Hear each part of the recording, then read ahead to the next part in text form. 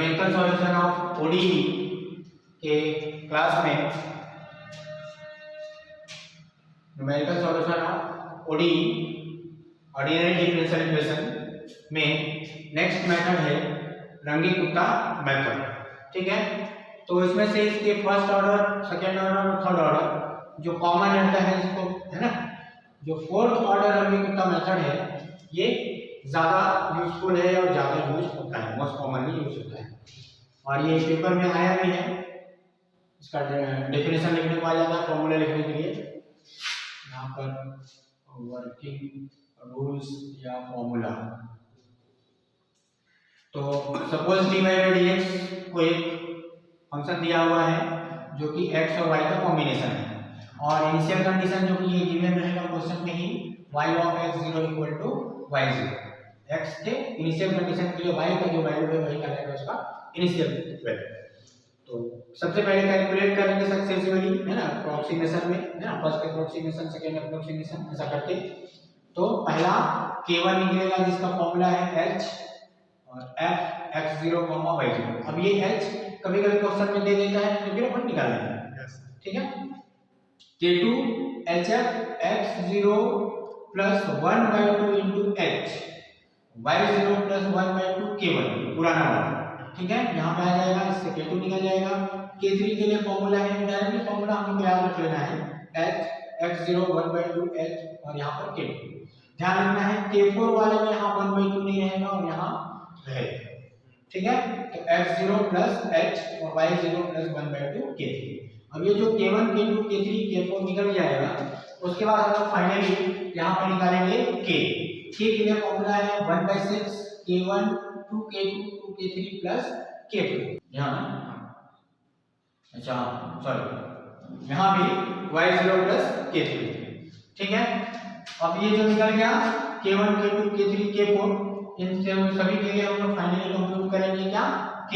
तो k equal to आएगा 1/6 k1 2k2 2k3 plus k4।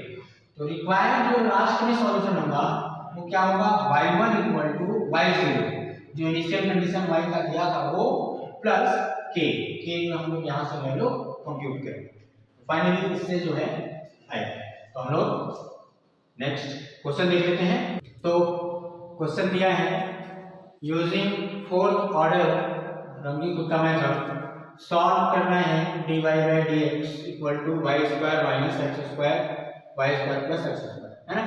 तो इनिशियल कंडीशन दे दिया है y ऑफ 0 इक्वल टू 1, मतलब x0 हम लोग का 0 है और y0 1 है। यहाँ से हम लोग को ये डिसाइड करना है ना कि x0 क्या है 0 और y0 क्या है 1, और h का मान हम लोग निकाल लेंगे 0.2 या फिर दिया गया है ना, ऐसे निकालेंगे 1 माइनस 0 अपॉन 5, ये n का मान है ना, तो हो जाएगा 1/5 यानी कि 0.2। ठीक, तो एज्यूम करिए कि f of x, y equal to दिया हुआ है। जैसा हम लोग जानते हैं क्या, k1 का फॉर्मूला है ना, k1 का फॉर्मूला है f x0, y0। किसको रखना क्या है, x0 क्या है, h हम लोग का 0.2 हो गया, और x0 क्या है 0 और y0 क्या है 1।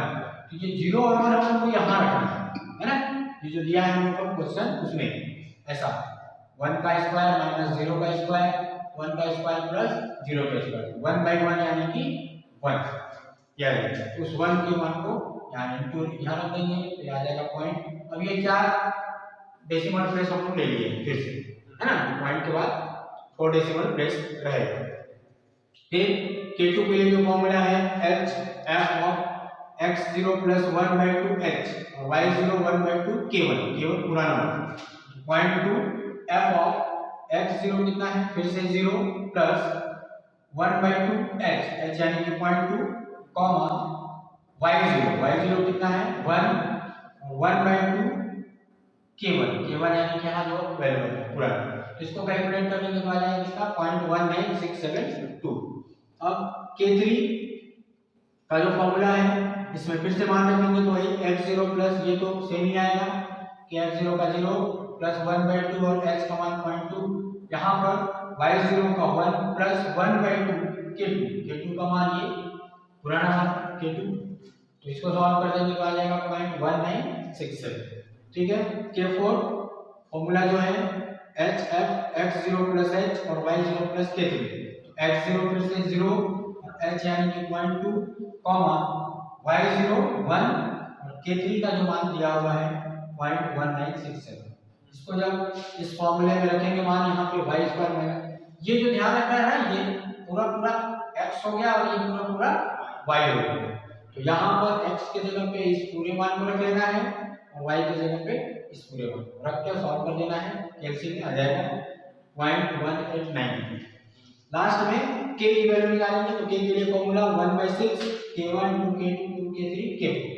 इसमें जब मान रख देंगे सभी का तो इसको कैलकुलेट करेंगे तो आ जाएगा 0.1960। अब हम लोग को जो पहला दो चीज निकालना है, यहाँ पर y का मान निकालना है एट x इक्वल टू 0.2 और एट x इक्वल टू 0.4। तो एट y ऑफ x मतलब y ऑफ 0.2 कैसे निकलेगा, y0 प्लस k। तो y0 का मान जो दिया हुआ था 1 प्लस k, k जो यहाँ आया है तो 1 प्लस 0.1960 तो 1.1960। अगर 3 डेसिमल प्लेस करना होता तो फिर 0 को नहीं, है ना। चलिए तो अब नेक्स्ट वाला जो निकालना है इसमें क्या है 0.4। नेक्स्ट जो उसका था y ऑफ 0.4, इसको निकालने के लिए क्या करेंगे, फिर से फॉर्मूला क्या हो चेंज हो जाएगा, है ना।